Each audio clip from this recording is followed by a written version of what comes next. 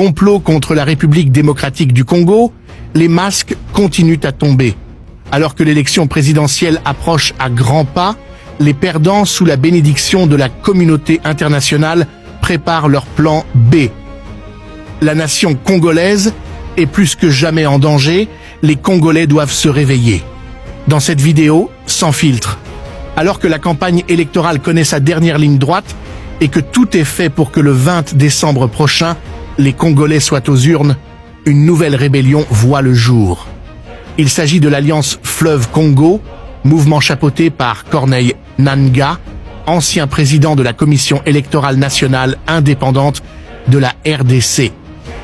Cet ancien allié de Joseph Kabila s'était plaint en début d'année après avoir fui le pays prétextant que ses intérêts miniers lui auraient été privés.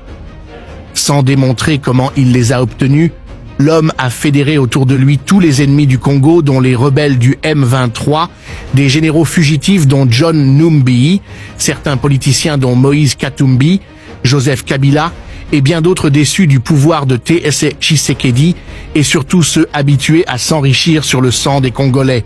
Leur mission est claire, balkaniser de la RDC pour s'assurer des intérêts économiques à travers une coalition qui se veut être mondiale en vue de se débarrasser du président sortant à travers des armes, puisqu'ils sont convaincus de n'être pas à mesure de le battre aux urnes.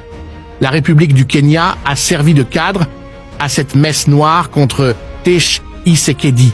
Ce qui n'est pas étonnant puisqu'il y a quelques jours, les militaires de l'EAC, dont une grande partie était du Kenya, ont été chassés de l'EST du Congo après avoir constaté leur lien étroit avec les terroristes du M23 et Paul Kagame, le coordonnateur de la guerre de l'EST du Congo.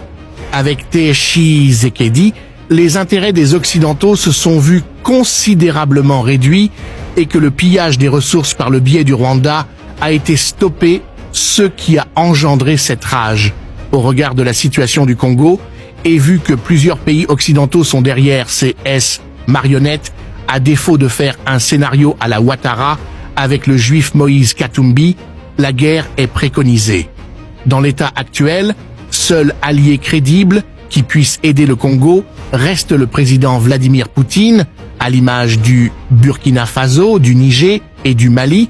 Le Congo doit définitivement rompre avec les néocolonialistes. Chers combattants de la liberté, abonne-toi et partage.